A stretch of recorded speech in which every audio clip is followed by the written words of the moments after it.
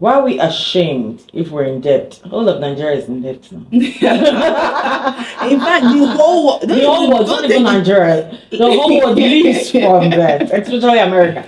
So don't even go there. should we even? But these are like nations, right? Yeah. They have multiple sources of, like, they can change the policy, get tax pay, and all this stuff, right? Or just close the eyes and cancel the debt, it's vanished. Well, me, I can't do that too. So if I want my bank, I want someone, I have this debt. So how do I? First of all, should I even be taking a loan? Should I be taking that for personal use? Well, I love that you added for personal use. I don't think we should be taking loan for personal use. Fine, situations would eventually have to push you there. That is because we don't have enough financial literacy, so you're now forced to.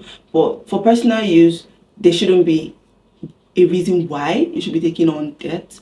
So the only reason you should be taking on debt is for projects that you know that at the end of the day, you're going to be getting more in return.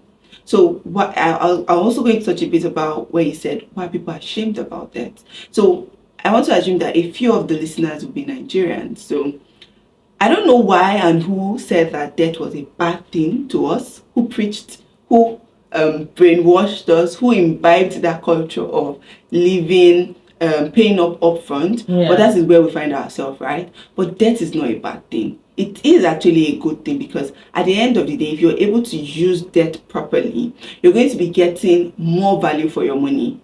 That is for even as a person, as an individual. Not to talk about businesses, corporations that now use debt to enrich themselves. So they're getting things for the time value of money now, and then eventually, these people, they'll make money from it, and they now pay that debt with that same old value. So like they're making multiples from this particular from debt. So for personal use, no. But if it's well calculated, if you understand your finances, if you have all of the things that you need to have in place, such as you having an emergency fund, you having a debt repayment plan, you having you having a source of income or multiple sources of income, and you decide that, I want to invest in my education.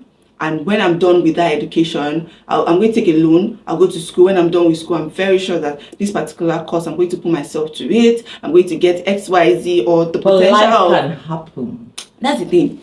Life can happen, right? And that's why I said emergency fund. As I said, source of income. So if you're going to go into school, you obviously would not be able to do your 9 to 5, except you're doing your part-time. But then if you have a source of income, you've been able to grow yourself to have like passive income. You have like a business, a business that earns without you putting yourself in there. You have like courses. So that means there should be stages. You should look at the stage of your life that because for someone, when we say take a loan to go to school, is that even a good approach? Because like you've never worked before, you finished secondary school, well, who will even give the loan? Let's assume you get the loan. Well, in other parts of the world, people literally take loans to go to university. How do you see that? Because the job market is changing rapidly, so you're not like finishing that university and expecting to get a job. Very competitive. So that's why I said, like, I was using the school as an example, because for you to even be thinking about going to get a loan to go to school, it means that you have a plan to repay it. And like you said, life would always happen. In fact, life even happens to me.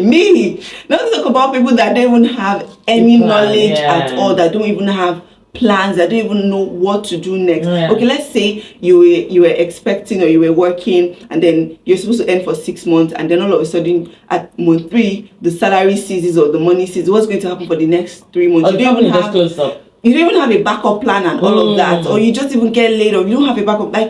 What are you going to do? So if you do not have the knowledge, there's no need.